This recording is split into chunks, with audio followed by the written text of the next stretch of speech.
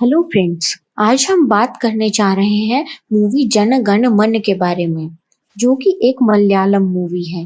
यह मूवी काफी super duper hit जा रही है। इस मूवी को IMDb ने 8.6 की रेटिंग दी है। मूवी के शुरुआत में हमें देखने को मिलता है कि एक विक्टर नाम के आदमी का रोड पर अचानक से एक्सीडेंट हो जाता है। उसकी स्कूटी स्लिप होने की वजह से वह नीचे गिर जाता है, लेकिन जब वह उठकर ऊपर देखता है तो उसे कुछ जलता हुआ दिखाई देता है। उसके बाद अगला सीन दिखाया जाता है, जहां पर होम मिनिस्टर की बेटी सिटी हॉस्पिटल में निमोनिया होने के कारण एडमिट होती है। इस वजह से होम मिनिस्टर बहुत परेशान होता है।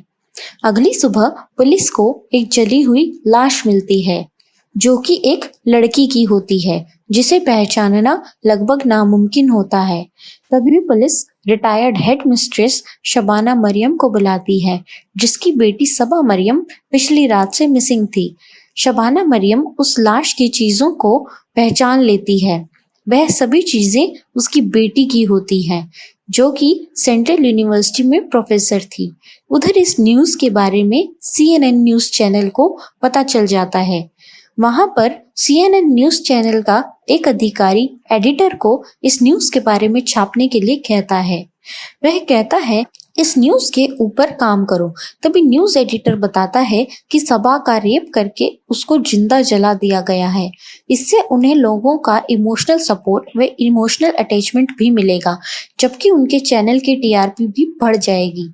उधर सेंट्रल यूनिवर्सिटी में सबा के लिए कंडोलेंस की एक मीटिंग लगी होती है, लेकिन वहां के वाइस चांसलर सबा के बारे में कुछ खास नहीं बोलते और विद्यार्थियों को कहते हैं कि उन्हें भूलकर अपना आगे मूव ऑन करें। यह सभी विद्यार्थियों को बिल्कुल भी अच्छा नहीं लगता और वे वाइस चांसलर की निंदा करने लगते हैं।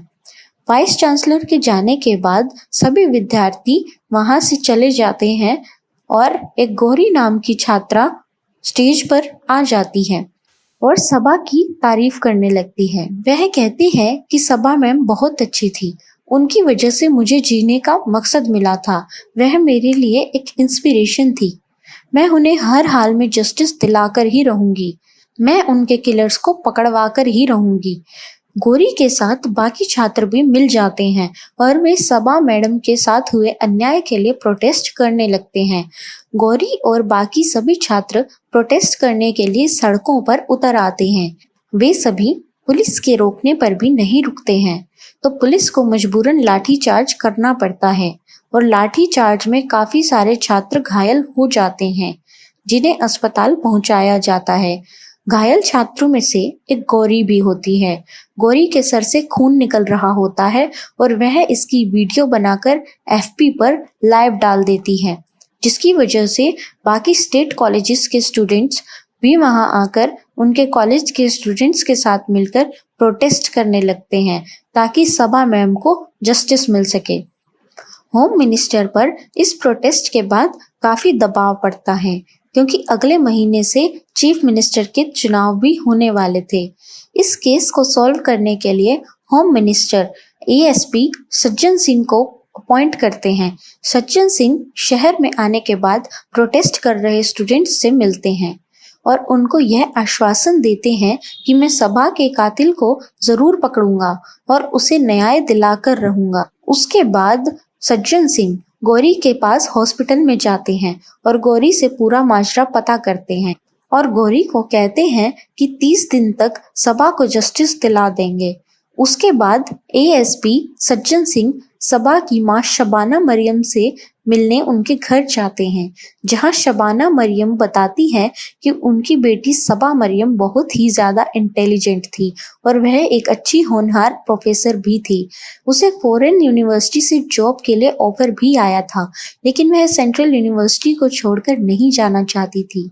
उसको टीचिंग बहुत पसंद थी और उसे अपने स्टूडेंट्स से भी बहुत लगाव था। सबा की माँ रोते हुए कहती है कि वह बेचारी अपना सपना भी पूरा ना कर सकी, उससे पहले ही उसको किसी ने ऐसी बेदर्द मौत दे दी।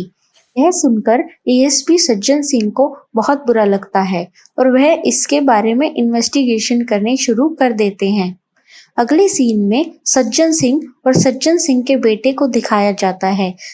सज्जन सिंह का बेटा छोटा था और वह बहुत ब्रिलियंट और एक होनहार स्टूडेंट था। सज्जन सिंह अपने बेटे के साथ अकेले रहता था और अपने बेटे से बहुत प्यार करता था। किसी वजह से सज्जन सिंह की पत्नी उसे छोड़कर चली गई थी। सज्जन सिंह थाने पहुंचते हैं और बहुत इन्वेस्टिगेशन करने के बाद एक सस्पेक्ट लिस्ट जारी की जाती है जिनको क्राइम सीन के आसपास देखा गया था। सबा की लाश उन्हें पेट्रोल पंप के 500 मीटर दूर मिली थी और लाश से 500 मीटर दूर ही एक टोल प्लाजा था। सीसीटीवी फुटेज से पता लगाया जाता है कि पेट्रोल पंप से टोल प्लाजा तक का रास्ता महज 4 मिनट का था। एक ब्लैक डिजायर कार और एक स्कूटी पेट्रोल पंप से चली तो थी, लेकिन उन्होंने टोल प्लाजा को क्रॉस नहीं किया था। इस क्राइम का सस्पेक्ट इन दो व्हीकल्स में से ही कोई था। तभी सज्जन सिंह के पास विक्टर आता है। यह वही इंसान था जिसकी स्कूटी स्लिप होने की वजह से उस रात पेट्रोल पंप के पास एक्सीडेंट हो गया था। वह पुलिस को बताता है कि उस रात वह काम से लौटकर अपने घर वापस जा रहा था, तो उसका पेट्रोल पंप से 500 मीटर दूर एक छोटा सा एक्सीडेंट हो जाता है। जब वह स्कूटी उठाता है तो वह देखता है कि सामने एक ब्लैक डिजायर कार से 4 लड़के उतरते हैं और एक लड़की को जिंदा जला रहे होते हैं। डर की वजह से वह वहां से भाग गया था। सज्जन सिंह विक्टर को अपनी सस्पेक्ट लिस्ट दिखाते हैं जिसमें से एक को वह पहचान लेता है जो कि उन 4 लड़कों में से ही एक था। उसके तुरंत बाद पुलिस उस लड़के को उठा लेती है और उससे बाकी 3 लड़कों का भी पता चल जाता है। सभी लड़कों को पुलिस स्टेशन लाया जाता है पर यह बात कहीं से लीक हो जाती है कि सबा के किलर्स को पुलिस ने पकड़ लिया है। यह सुनकर पब्लिक में हड़कंप मच जाता है। सज्जन सिंह उन चारों से अच्छे से पूछताछ करते हैं, लेकिन वे चारों अपना गुनाह कबूल नहीं करते हैं। उधर प्रदर्शनकर्ताओं ने पुलिस की नाक में दम कर रखा था। वह बाहर खड़े होते हैं। तभी सज्जन सिंह बाहर जाते हैं और उन्हें समझाते हैं कि वह बिना एविडेंस के सस्पेक्ट्स को कोर्ट में पेश नहीं कर सकते हैं। तभी उस भीड़ में से एक लड़का कहता है कि सज्जन सिंह, आपने क्रिमिनल से पैसे खा रखे हैं, इसलिए ही आप अभी तक सबा को जस्टिस नहीं दिला रहे हैं। लेकिन सबा की मां को सज्जन सिंह पर पूरा विश्वास होता है कि वह सबा को जस्टिस जरूर दिलाकर रहेंगे। अगले दिन सज्जन सिंह उन चारों को लेकर क्राइम स्पॉट पर एविडेंस लेने जाने वाला ही होता है, लेकिन तभी उसके सीनियर की कॉल आ जाती है और उन चारों को दूसरे पुलिस स्टेशन में शिफ्ट करने के लिए बोला जाता है। साथ ही सज्जन सिंह को इस केस से हटाने का ऑर्डर दिया जाता है। सज्जन सिंह यह सुनकर बहुत परेशान होते हैं। सज्जन सिंह उन चारों को लेकर गाड़ी में जाते हैं दूसरे पुलिस स्टेशन शिफ्ट करने के लिए। वह सुनसान रास्ते में गाड़ी रोककर उन चारों को शूट करने लगते हैं। कांस्टेबल मूर्ति उन्हें रोकने की भी कोशिश करता है, लेकिन वे कांस्टेबल मूर्ति की एक भी नहीं सुनते हुए उन चारों का एनकाउंटर कर देते हैं और यह कह देते हैं कि यह चारों मुझे हार्म करके पुलिस कस्टडी से भागना चाह रहे थे। अगले दिन न्यूज में यह खबर तेजी से फैलती है कि सज्जन सिंह ने चारों क्रिमिनल्स का एनकाउंटर कर दिया और सबा को तुरंत जस्टिस दिला दी। सज्जन सिंह के चारों तरफ बहुत चर्चे होते हैं, उनकी सब तारीफ कर रहे होते हैं, लेकिन ह्यूमन राइट्स वाले सज्जन सिंह पर केस डाल देते हैं कि उन्होंने बिना किसी एविडेंस और सुनवाई के चारों लोगों को मौत के घाट उतार दिया। तभी सज्जन सिंह को पता चलता है कि उनके बेटे का एक्सीडेंट हो गया है और उसे अस्पताल में भर्ती कराया गया है। सज्जन सिंह जल्दी से हॉस्पिटल पहुंचता है और वह देखता है कि वहां उसकी पत्नी भी मौजूद है। वहीं पर सबा की मां सज्जन सिंह से मिलने पहुंचती है और उन्हें कहती है कि आपने जो अच्छे कर्म किए हैं उनका रिवॉर्ड आपको जरूर मिलेगा। अगले सीन में दिखाया जाता है कि सज्जन सिंह के केस की सुनवाई कोर्ट में हो रही होती है, जहां उनके अगेंस्ट केस लड़ने वाले एडवोकेट अरविंदम होते हैं और उनके डिफेंस में एडवोकेट अय्यर होते हैं। सारी जनता एसीपी सज्जन सिंह के साथ होती है। वहीं उनके एडवोकेट अय्यर अपना पक्ष रखते हुए कहते हैं कि सज्जन सिंह ने कुछ गलत नहीं किया। सज्जन सिंह ने उन 4 लोगों का एनकाउंटर किया है। इन लोगों ने एक लड़की का रेप करके उसे जिंदा जला दिया था। सज्जन सिंह ने उन चारों को मारकर सबा को जस्टिस देने का काम किया है। अगर यह केस कोर्ट तक आता तो कोर्ट भी उन चारों को डेथ सेंटेंस ही देती। तभी अरविंदम विटनेस बॉक्स में एक गरीब महिला को बुलाता है जिसकी 14 साल की बेटी का 2 साल पहले रेप हो गया था। दरअसल उसकी बेटी एक अंग्रेज आदमी के घर में काम करती। वहां 67 साल के एक आदमी ने उस लड़की का रेप किया और उसको बुरी तरह से मौत के घाट उतार दिया। और अरविंदम कहते हैं अगर जस्टिस समान है तो उस 67 साल के आदमी को भी ऑन द स्पॉट मार देना चाहिए था, लेकिन जस्टिस सबके लिए समान नहीं है। तब अरविंदम से उसका मेन पॉइंट पूछता है तो अरविंदम कहता है कि जब उन चारों को कोर्ट में पेश ही नहीं किया गया था तो हम कैसे मान सकते हैं कि वह चारों ही गुनहगार थे। इस केस को उछालने का सारा श्रेय मीडिया को जाता है। मीडिया ने जानबूझकर अपनी टीआरपी बढ़ाने के लिए इस केस को फेमस किया, जबकि ऐसी कोई खास पुष्टि हुई भी नहीं थी कि सबा का रेप हुआ ही होगा। वह सिर्फ एक दावा था। मीडिया जानती थी कि वे लोग इस मुद्दे को उठाकर अपनी टीआरपी बढ़ा सकते हैं और उन्होंने ऐसा ही किया और लोगों को भड़का दिया। सिर्फ यही नहीं, अरविंदम और भी सबा को भड़काने वाली बातें कहता है, जिस कारण सबा की माँ रो रो कर सीन क्रिएट कर देती है। उसके बाद सबा की माँ को जज साहब अपने चैम्बर में अकेले में बुलाते हैं और उन्हें समझाते हैं। वहीं एडवोकेट अरविंदम को भी समझाते हैं कि इस प्रकार के क्वेश्चंस कोर्ट में ना करें। तभी हम सबा की माँ से पूछता है कि तुम्हें कैसे पता चला कि तुम्हारी बेटी का रेप हुआ है। सबा की माँ गुस्से में कहती है कि मुझे यह सब न्यूज़ से पता लगा। वह यही बात तो कोर्ट में सभी के सामने लाना चाहता था कि सभी मीडिया की बातों पर विश्वास कर लेते हैं बिना इस बात की पुष्टि किए कि वह बात सच भी है या नहीं। तभी एडवोकेट अय्यर विटनेस बॉक्स में विक्टर को बुलाते हैं। उससे पूछते हैं कि उस रात को तुमने क्या देखा था। विक्टर बताता है कि उस रात मैंने 4 लड़कों को गाड़ी से नीचे एक लड़की को जलाते हुए देखा था।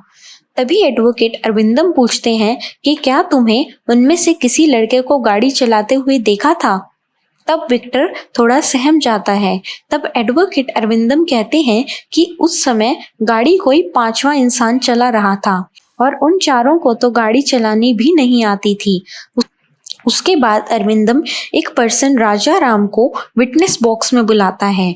उसके बाद फ्लैशबैक का सीन दिखाया जाता है जहां एक दिन राजा राम सेंट्रल यूनिवर्सिटी पहुंचा होता है और वहां सभा भी होती है। वहां राजा राम अपनी बेटी विद्या की डेड बॉडी लेने के लिए पहुंचे होते हैं। विद्या भी उसी यूनिवर्सिटी में पढ़ा करती थी और उसने सुसाइड कर ली थी। तब वहां का स्टाफ उनकी कोई भी मदद करने से साफ मना कर देता है। तब सभा उनसे पूछती है तो वे बताते हैं कि वह अपनी बेटी की डेड बॉडी लेने आए हैं जिसने कल सुसाइड कर लिया था। राजा राम पुलिस के पास भी जाता है लेकिन पुलिस उनकी कोई मदद नहीं करती बल्कि उनकी बेइज्जती करके उन्हें वहां से भगा देती है। जैसे तैसे सभा की मदद से राजा राम को विद्या की लाश मिलती है। राजा राम अपनी बेटी की लाश देखकर बिलक बिलक कर रोता है क्योंकि उनकी बेटी सेंट्रल यूनिवर्सिटी में एक छोटे से गांव से पढ़ने के लिए आई थी। उसके हजारों सपने थे जो कि चकनाचूर हो गए थे।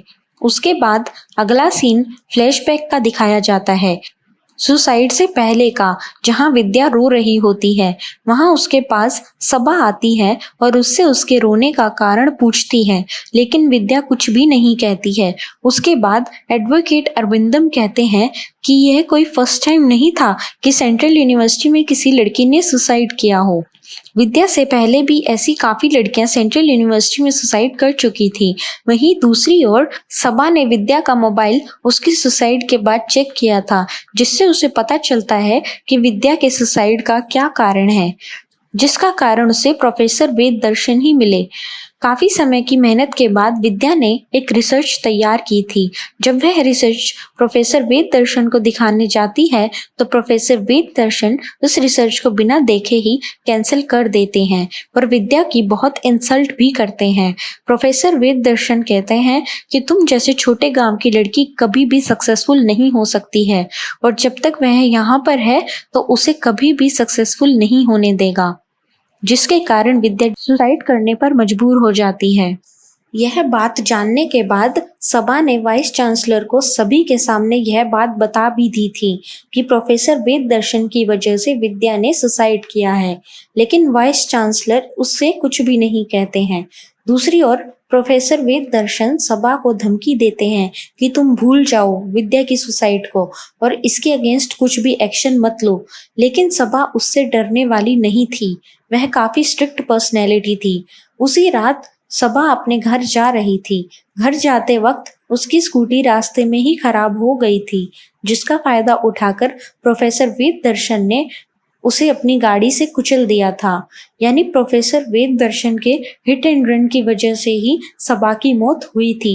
उसके साथ कोई भी रेप नहीं हुआ था। अगले सीन में हम देखते हैं कि होम मिनिस्टर को इस घटना के बारे में पुलिस से पता चल जाता है कि पेट्रोल पंप से 500 मीटर दूर एक लड़की की लाश मिली है, जो कि एक हिट एंड रन का केस था। दरअसल होम मिनिस्टर के काफी सारे स्कैम मीडिया ने रिवील कर दिए थे, जिसके कारण आने वाले चुनाव में उन्हें काफी कठिनाई भी फेस करनी पड़ सकती थी। तभी सज्जन सिंह ने एडवाइस देते हुए कहा, इस लड़की सबा के हिट एंड रन के केस को हम रेप के केस में कन्वर्ट कर देते हैं, जिससे कि मीडिया की नज़र आपके स्कैम्स पर से हट जाएगी और यह मुद्दा मीडिया में उछल जाएगा। इसे उन्हें केस सॉल्व करने पर सहानुभूति भी मिलेगी। तभी सज्जन सिंह ने 4 लोगों को हायर भी किया सबा की बॉडी को जलाने के लिए। जब वे चारों यह काम करने गए थे तो उन पर विक्टर की नजर पड़ जाती है, जिसकी वजह से यह केस बड़ा बन गया था। उसके बाद सज्जन सिंह को इस केस को हैंडल करना और कॉलेज स्टूडेंट्स पर लाठी चार्ज करना सभी होम मिनिस्टर और सज्जन सिंह का ही प्लान था।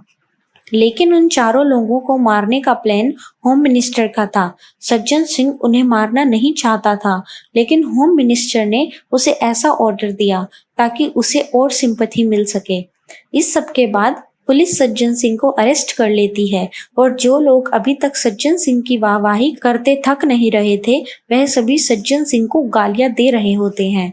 मूवी के एंड में हमें यह भी पता चलता है कि सबा और विद्या के केस की सभी फाइल्स और एविडेंसेस सज्जन सिंह ने इकट्ठा करके कांस्टेबल मूर्ति को दे दिए थे, ताकि उससे उन दोनों को जस्टिस मिल सके, क्योंकि उसे इन सब का पछतावा था। और उसे इस सब का पछतावा तब हुआ था जब उसके बेटे का एक्सीडेंट हो गया। तब उसे ऐसा फील हुआ कि जैसा उसका कर्म है उसे वैसा ही रिजल्ट मिल रहा है और उसके कर्म का फल उसके बेटे को भुगतना पड़ रहा है। उसके बाद मूवी के एंड में एक और बात का पता चलता है कि जो एडवोकेट अरविंदम है वह पहले पुलिस फोर्स में था। होम मिनिस्टर के अगेंस्ट जाने की वजह से उसे बर्खास्त कर दिया गया था। साथ ही उसकी बीवी को भी मरवा दिया गया था। जब होम मिनिस्टर एमएलए था तब अरविंद ने किसी इलीगल काम की वजह से उसे थप्पड़ मार दिया था, जिस वजह से उसे बर्खास्त कर दिया गया था। तब अरविंदम ने कहा था कि मैं इसका बदला जरूर लूंगा। और इसी के साथ मूवी खत्म हो जाती है। अगर आपको यह एक्सप्लेनेशन अच्छी लगी हो तो वीडियो को लाइक जरूर कर दीजिएगा और चैनल को सब्सक्राइब करना मत भूलिएगा।